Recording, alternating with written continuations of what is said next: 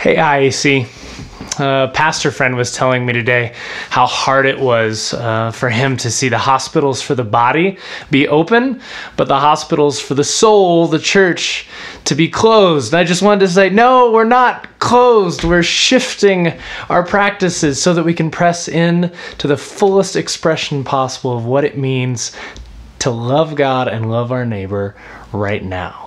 One of our shifting practices this week at IAC is moving to online worship. As soon as the health professionals tell us that it's wise to gather in groups larger than 10, we'll be back out in the park. Until then, we're going to be using a platform called Zoom for online worship. Zoom is the most highly interactive option we still have. On Zoom, we can see each other's faces. We can carry on conversations before worship starts. In future weeks, we'll even be able to participate in the liturgy together once we figure out how we're going to do this. But it's just a tad more complicated than a live stream. So I wanted to give a little background about why, at least for now, we're choosing to go in this direction. It all goes back to what Sunday worship is actually about. The gathering of the people of God to worship God has been the central spiritual discipline in Christianity, and if you think about it, in Judaism. Not personal devos, not walks in the woods, as good as those are. Gathered worship immerses us in the story of who God is and who we are more deeply and more widely than any other discipline. It's the most complete performance of the gospel story that we have, because every part of the service reflects a different aspect of good news, right? Reading of scripture, preaching of the word. We remember that God reveals himself to us. He wants to be known. He's not hiding.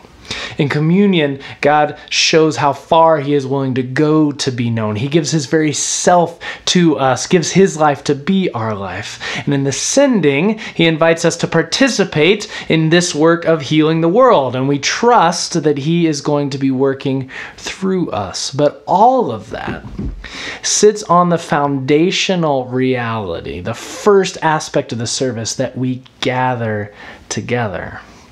Because the gathering itself is worship. It is a remembrance of part of the gospel, because part of the gospel is that we have not been saved as isolated individuals. We are saved into a family. This broken, messy, fragile train wreck, which is the human family, is being remade. And gathering reminds us that we are in the process of that remaking. The existence of the church, this visible, tangible, real family on the journey of healing, is part of the gospel. So when we gather together, we are declaring our faith in that promise of a new family. We're declaring our allegiance to the people Christ loved enough to die for. To not gather over long periods of time can deform our hearts away from that aspect of the gospel, away from love of neighbor, and therefore love of God, because you can't ultimately have one without the other. So that's why we gather. To shape us in this aspect of the good news that we are not alone, and we need that aspect now more than ever. This is also why our services are so participatory. The gospel is not just the pastor's story or the band's story, it's your story. It's our story. So we are always going to fight at IAC for ways for you to be involved as much as you possibly can be in worship. Right now, that's Zoom. And the irony of this is that we are constrained from a central practice of our faith that reflects love of neighbor because of love of neighbor. But that's why we're trying out this platform that allows us to be as present to one another as possible, so we can be healed in body, but also be healed in soul. But we're going to have to relearn what it looks like to gather together, and it may feel a bit awkward at first, so I've got a few suggestions for Sunday. First, if you're not familiar with it, get familiar with Zoom. The more comfortable you are with it, the less you'll have to think about it, and the more present you'll be able to be. We have some links in ISC notes that can help you with that. Next, get familiar with the liturgy for Sunday. And our parish leaders, who are doing a fantastic job, are handing out the liturgy with communion bread all this weekend so you can have it on Sunday and participate. Read the text, meditate on the prayers. The more comfortable you are with it, again, the more present you'll be able to be. And finally, on Sunday morning, get dressed for worship. Yes, get dressed. Not because God cares what you're wearing. He doesn't give a flip. But because it prepares you to be present and involved. We wear PJs when we're being entertained.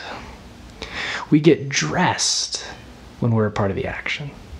And in worship, you are part of the action. You are a participant. So get dressed. Maybe even go on a walk around the house to give a sense of pilgrimage to where you're going. Set the worship space apart in your home as a special place where you're going to worship this week, because this is a set apart time. This is a time to be formed in the fullness of the story God is writing, to take our anxieties, to take our frustrations, to take our sadnesses and our griefs and our laments and our longings, and to bring them with the people of God into the presence of God and to say, fix this. We know you will, because of all that you have already done. Regardless of what you wear, we're excited to see your faces on Sunday. Invite friends who may be aching for connection into your particular service with you. We are becoming more aware of our need for each other than ever. And that need, that ache for one another is ultimately just an ache for God. So invite your friends to come. We would love to have them. Sure, the foyer is going to look a little different, but we are really looking forward to seeing your face on Sunday. Peace to you, blessings, and see you on Sunday.